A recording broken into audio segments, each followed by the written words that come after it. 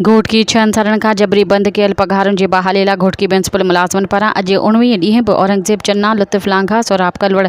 किफ़ायत घुट्टो, वहीद मुराद चन्ना, इमदाद मेहर, सलीमान सलीम बोज़दा, नदीम धांधू, हफ़ीज़ लोलाई, गौस बख्श मेहर ऐं ॿियनि जी अॻवानी में पीपल चौक ते एहतिजाजी कैंप अॼु 19 ॾींहं बि जारी रही, पर अफ़सोस कंहिं बि नोटिस वठण जी ज़हमत न कई। मुलाज़िमनि जो चवणु हो त हिन महिल ताईं सिंध हुकूमत जो को बि कामरो 19 ॾींहं खां जारी एहतिजाजी कैंप ते लड़ी नाहे पहुतो।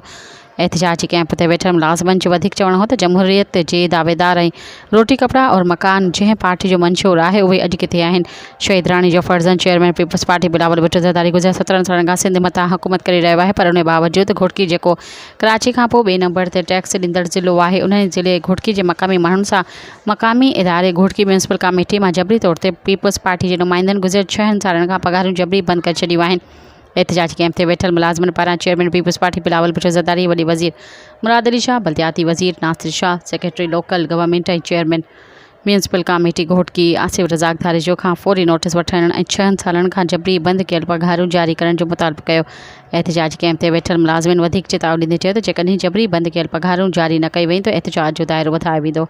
सब्सक्राइब कयो अवामी न्यूज़ HD खे ऐं ताज़ा तरीन ख़बरुनि लाइ ॾिसंदा रहो अवामी न्यूज़ HD।